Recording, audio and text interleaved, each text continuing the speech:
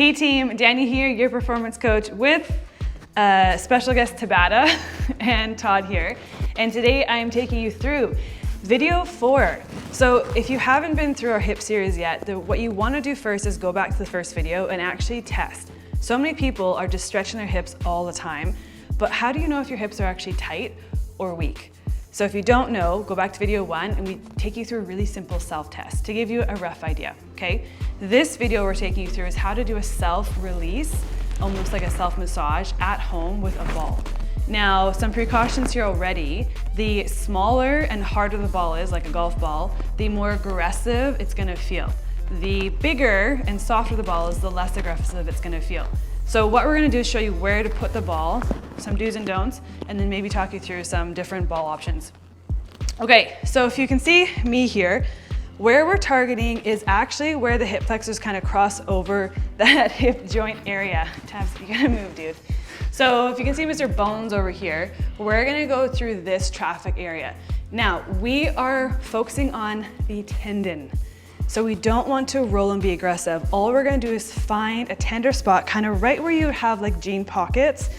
Find one area, place the ball as Todd's showing you, and all you're gonna do now is roll on the ground and just sit and sink into it. You don't wanna roll across tendons. Your tendons don't like that. Tissue and muscle's fine, but on the actual tendinous junction, where it kind of feels like a hard guitar string. Todd, how's that feeling? Hard guitar strings? Hard guitar string. Yeah, we never want to roll aggressively on the tendons. So all you're going to do is find a spot and you're going to put the ball there and then sink into it. This is really a good chance to focus on 360 breathing, to relax into the ball, tap into your parasympathetic nervous system. So you can find, what I always cue my athletes to do is find 2 or 3 spots, hot spots. It's going to feel uncomfortable. I'm just gonna warn you. So if it's too uncomfortable, things you wanna look at. 1, take some weight off how much pressure you're putting on that ball. 2, find a less dense or less, like a bigger ball. So remember, if I'm using a golf ball, it's gonna be a lot harder. This is a lacrosse ball. It's quite hard, but a little bit bigger than a golf ball. You can use a tennis ball, which will be softer, or you can use a softball. If you have none of those things at home, you excited? You can use like the edge of a hard water bottle and just gently, slowly like relax into that water bottle too. So if it's too aggressive or it's too painful, back off the weight, find a softer modality. Otherwise, you want to hold each spot for about 30 seconds until you feel that release. You will feel release. Some precautions too though is if it's building in pain or intensity, back off or move spots.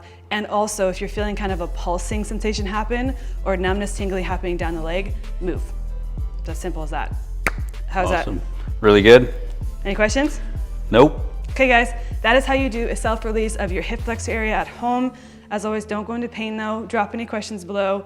And Todd, what do we do now? Make sure you give us a thumbs up if you like the video. Make sure you hit subscribe because we're always doing content so that we can help you move and feel your best and improve your performance. Love it. We'll see you on the next one. See you guys.